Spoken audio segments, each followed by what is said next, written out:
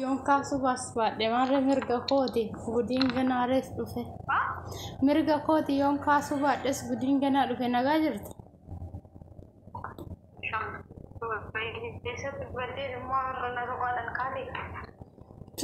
Obbisi maal dura si barisi wanni baddan gizuma online irratti nama argitan nama dubbistu malee yookaan waa garagalchanii nama laaltu.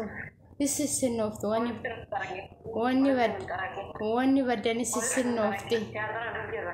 Maala walitti sin qabee sin tara gafannaati shan garuu maal taatee soosinnaan maa waddee silkiin ishii diimaa mul'isaa jettee yoo laaltee na yaadatte maal ta'a haganuma jaalal akkasi qoy kana caalaa dhufeen bilbila sii kaasa dhufeen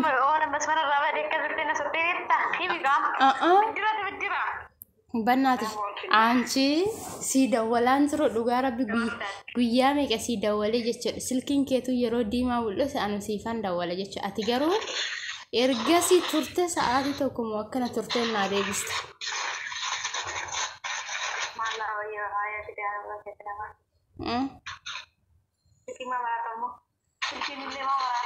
Gosh guys gosh kaani marka dheere silkiin kee akka fe'isoo ta'e garuu ay goddanyaa bara kana dhugaa rabbi ma akka jijjiiramtu garuu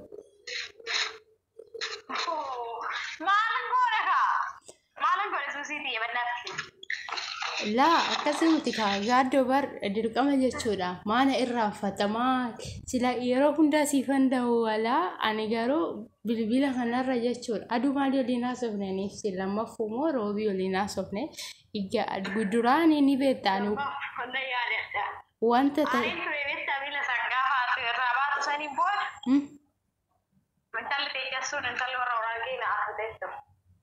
Anama bar waa'ee ishiin hangalchu garuu nagada irraafachuun qabaattu kaa lamin dirqama gaa akka maal ta'e na irraanfadda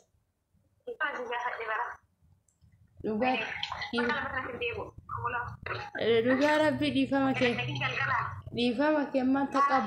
in taqabbalu garuu wanta si jaaladhumaaf wanta animmoo wantan ta'e kana sani jedhee lefitti nemu garuu injijjiiramin natti injijjiiramin ashii ana wajjiniin biyya tokko keessatti guddannee bishaan tokko waraabdunnee guddannee wayyi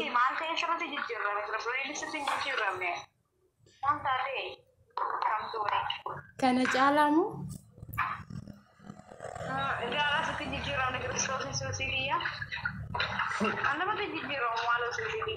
ani maalam waan akkan qabu dhiifama kee taqabbaleen jira akkuma obboleetti kootitti garuu natti jira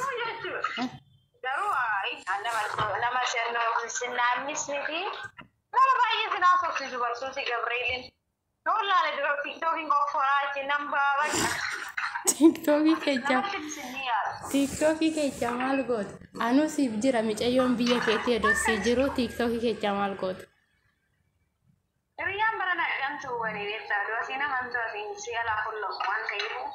way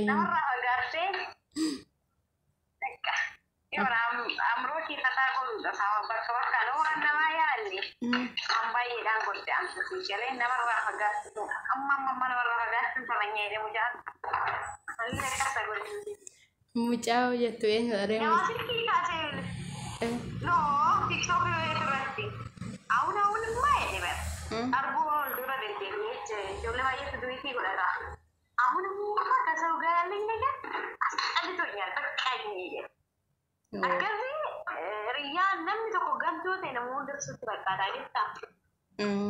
baay'ee tamaararte jechuudha qaama balaa hiriyaatitti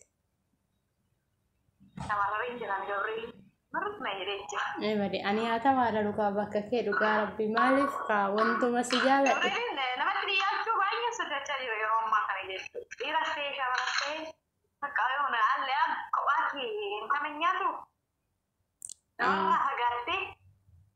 inni maal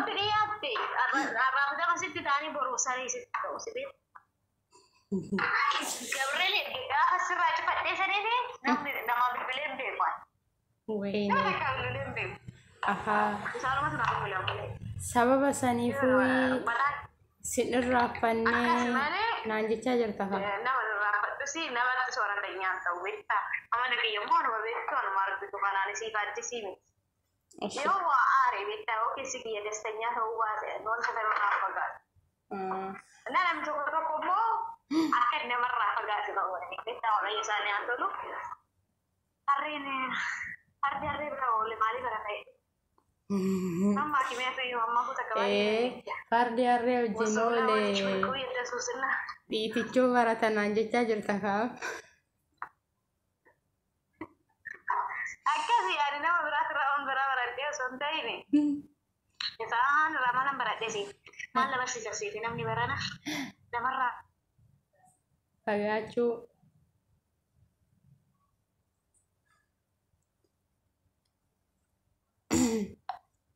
Neetworkii ishii ta'uun oolu qaxxi jettee. Namatti dhiyaachuu dhiisuu, nama amanuu dhiisuu, nama namni suusiitiin kiristoosii malee. Siin godhusaa isa Inni immoo dhuguma waaqayyo malee nama. akkana taraddaadhe abdiin qaba akkana taraddaadhe. Ani garuu sin Namni sinaa ani garuu numa si taradda'a rakkoo hin qabu lamaan nyaa'umme ani sittan qallade jedhe anuyyuu wallahi. dhugaa jirtu sitti beekta dhugaa jirtu sitti beekta. Maal barsiisoo beekamu fakkeenya. Iddoo na jenne suusiitii jedhama maal barsiin jedhama. Rakkoo hin qabu bakka rakkoo hin qabu. Lamaan nyaa'u waanaa nagaa ta'uu keeti ani kan barbaadu nagaa.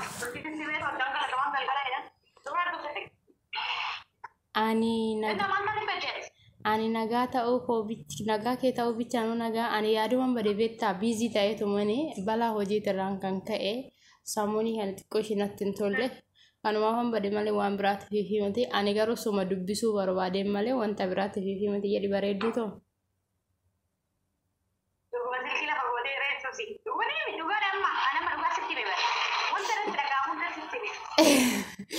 Garuu dhuguma bilbila kana seenne hiimuu maayyuu hin seenne gara siin dhiyaannu garuu feesbuukii nas seenaa waasaapbii nas seenaa telegiraama nas seena malee hiimuu seenne dhugaa waaqayyo maaliif bakka na dabbareetu.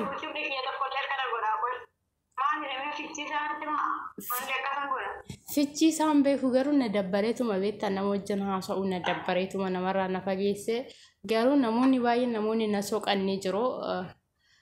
Kaleessa fa'aa mucayyoon takka kan suudii jirtu takka dhugaa rabbii maal taatee badde jettee gara keessatti na soqaa dhufte garuu ani yaadumaan bade na dabbareetuma bade malee wanta biraati miti ani qalduma fasiin jedhe lamaan nyaa'u.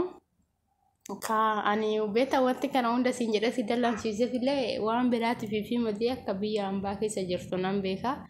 Ani kaa'ama sittan himaa dhaggeeffadhu ka.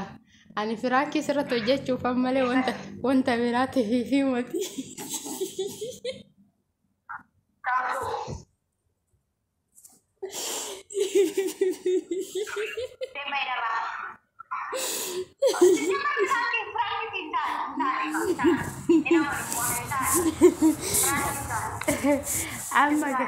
Amma lamaan firaanki taatee jirta daqiiqa 8 muluu si haasofsiifadhe jedhi. Maal siin jedhare?